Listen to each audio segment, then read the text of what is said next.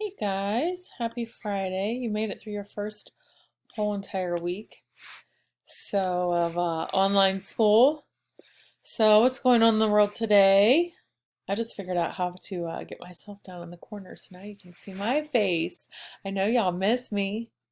Anyhow, world news Friday, March 27th. Unprepared for the worst, the world's most vulnerable. Let's see.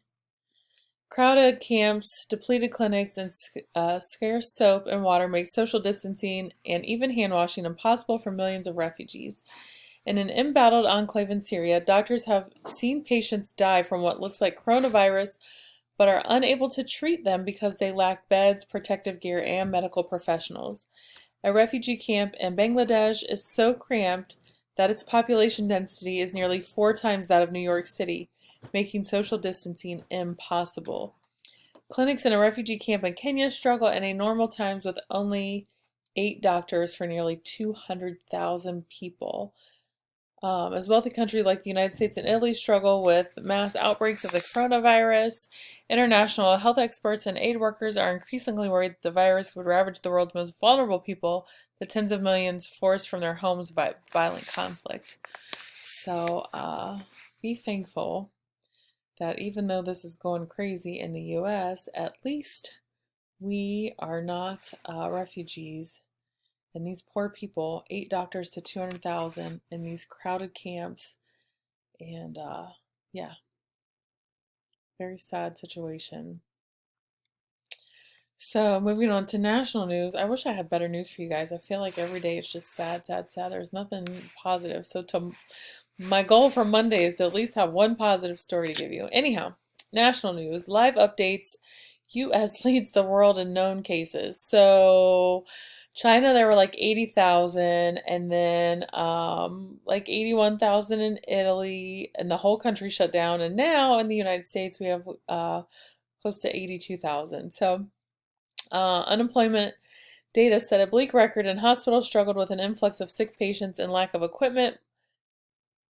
But the White House coronavirus response coordinator dismissed the talk of shortages. Right now, the Navy hospital ship, U.S. Navy ship Comfort, is expected to arrive in Manhattan on Monday, 3 weeks earlier than previously thought. It will bolster the capacity of New York's hospitals, now straining with patients. They're running out of hospital beds in New York. Scientists warned that the United States someday would become the country hardest hit by the coronavirus pandemic, and that moment arrived yesterday on Thursday. In the United States, 81,321 people are known to have been infected with the coronavirus, including more than 1,000 deaths, more cases than China, Italy, or any other country has seen, according to data gathered by the New York Times. Um, so that's not good for us. But the good thing I will share, I was looking at the statistics and the number of deaths. While we may have the highest positive rates, we do have the lowest death rates. So that's a positive out of that whole story for now. So moving on from national news to local. This is a scary thought also.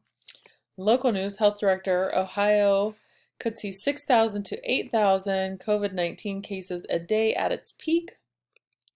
As you can see, the little number down there, yesterday's number, Thursday, 867 cases.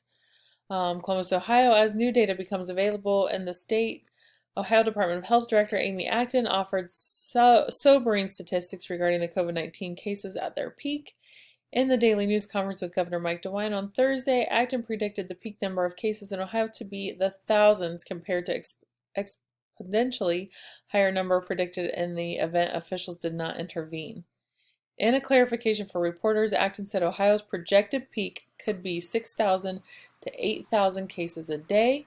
She thinks that peak is going to be around May 1st is the current projection. So stay home, wash your hands. Please don't go anywhere, y'all. Please. I love all of you. I don't want anything to happen to any of you. I don't want anything to happen to any of your family members. So just do your part and stay home. Okay? Have a great weekend. I hope you get your stuff done. If you need help, reach out, call me. Send me a text via Remind, whatever you need to do. Okay? And for this, I'll leave you the option. You can write about it or you can do a Flipgrid about it. I will post it in Classroom with a Flipgrid link. Okay? Have a great weekend, guys. See ya.